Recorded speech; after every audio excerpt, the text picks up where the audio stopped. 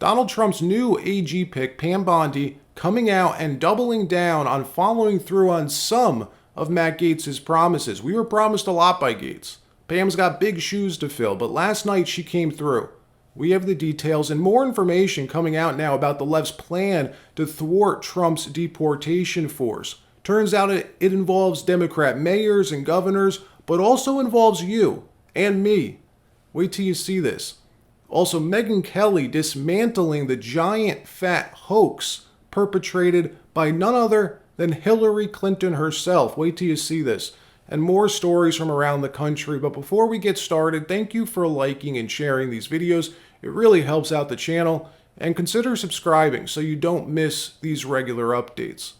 So Matt Gaetz withdrew his name for AG a few days ago. He said he didn't want to be a distraction to the Trump transition team. But that's not the real story. We broke down what really happened in yesterday's broadcast. It was Mitch McConnell who killed the Gaetz nomination, stabbing the president-elect in the back by flipping 4 other Senate Republicans to hard nose. We heard yesterday it was 4 total, counting Mitch McConnell. It turns out it was 5.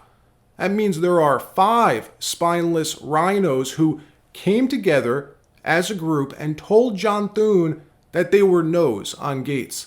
So let these 5 faces, these 5 names sink in. Remember them, because this is the opposition, folks. These 5 senators, Republican senators, are who Trump will be fighting for the next 2 years.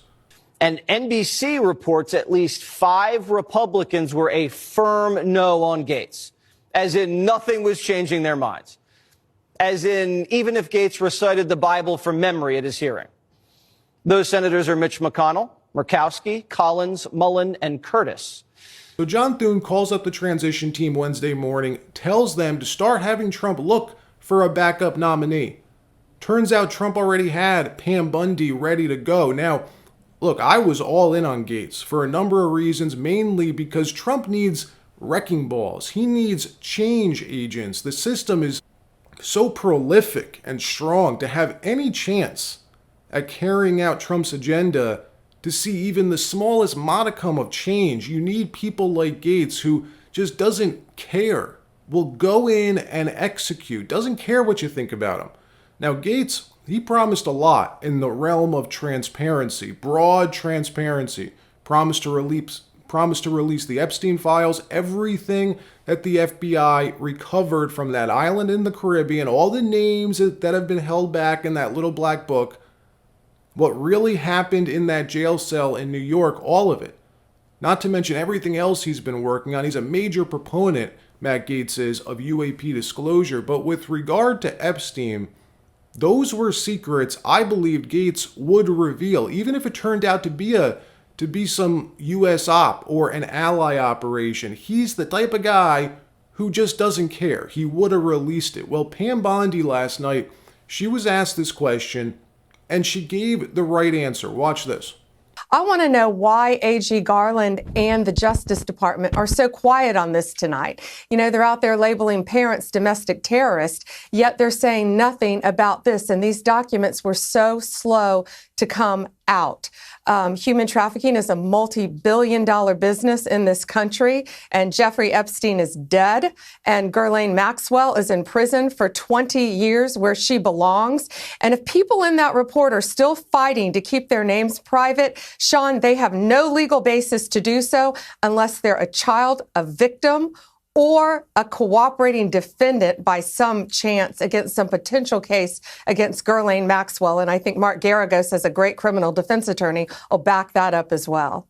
In another story, Megyn Kelly exposing another massive, giant hoax perpetrated by none other than Hillary Clinton herself, unpacking, dismantling the Democrats' claim that Tulsi Gabbard's a Russian asset. Tulsi, of course, tapped now to be Trump's DNI as Director of National Intelligence, one of the most powerful jobs in all of government, which means all the people who've been perpetrating the insane conspiracy that Trump was a Russian asset, a claim which, by the way, happened to tie Tulsi into.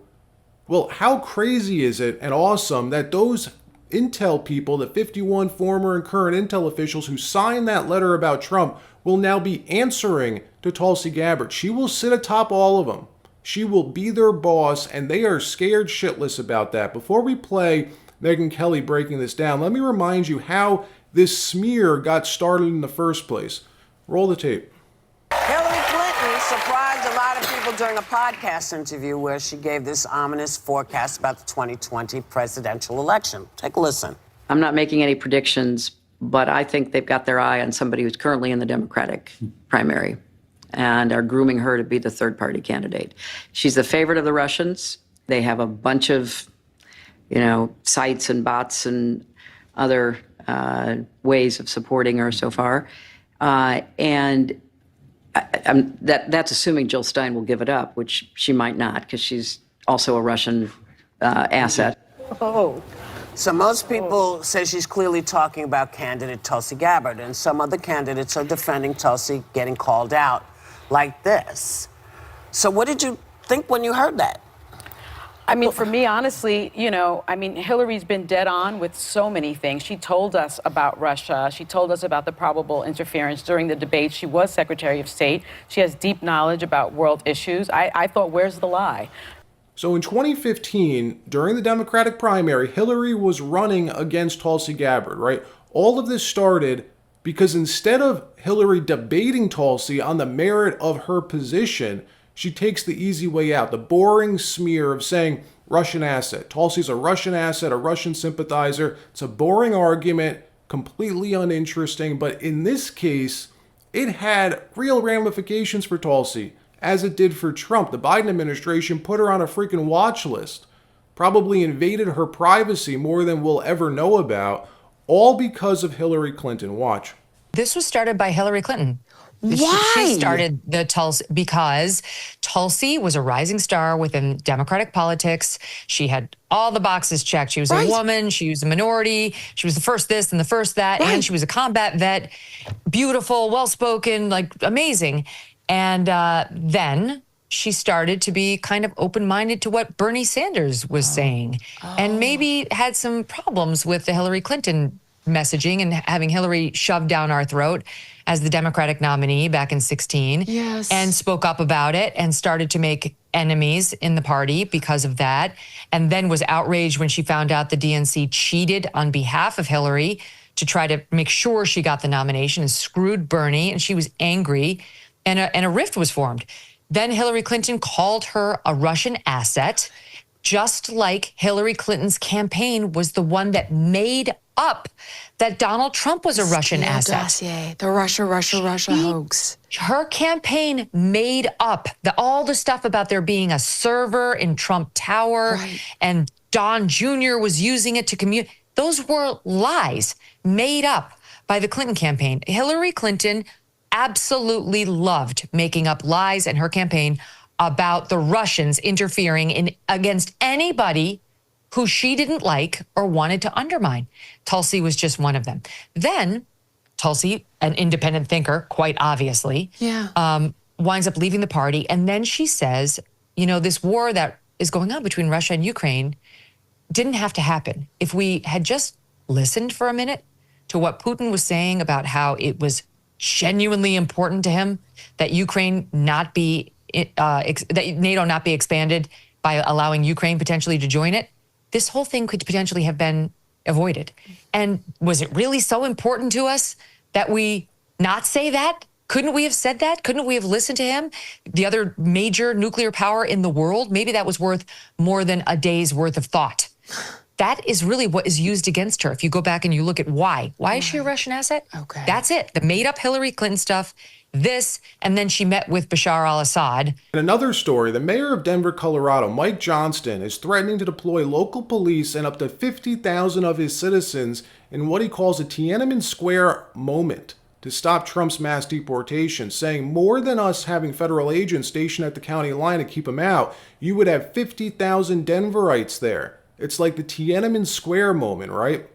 So this is the far madness of the far left today, threatening to use their own people as human shields to protect dangerous illegal aliens, because that's what he's opposing. The Trump administration prioritizing deportations of criminals, the criminal element, the gang members who are taking over apartment buildings in this mayor's suburbs is who he's saying he wants to protect.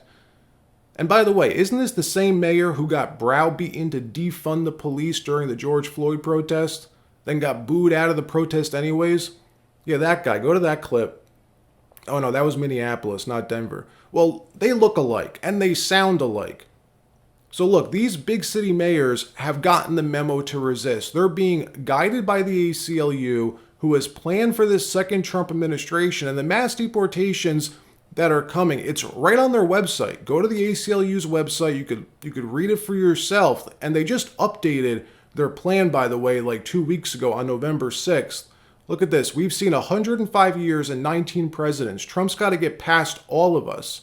Sounds a hell of a lot like the Denver mayor, right? Because he's getting his messaging directly from the ACLU. Look, during the first Donald Trump administration, the ACLU fought his unlawful policies more than 400 times. We're even more prepared today. That is why the ACLU has a concrete plan to fight back. When President-elect Trump comes for our communities, he's going to have to get through all of us.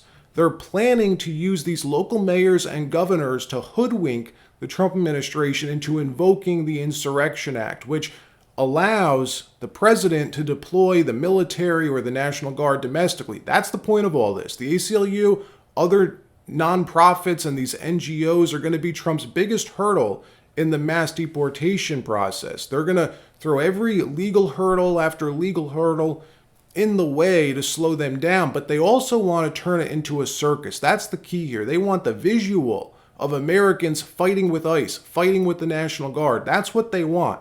It's why the media continues to warn that Trump plans to use the military against American citizens. We are about to enter a political period that will have consequences for the rest of our lives. We cannot give up. We now find ourselves in a time in history that has precedent, and we find ourselves, I believe, in a time where there are, let's say, peers in history of mass movements of people that mobilize to protect one another in times of fascism and authoritarianism. And this is the era that we are poised to enter. All right, that wraps up this episode. Like, subscribe. We'll see you next time.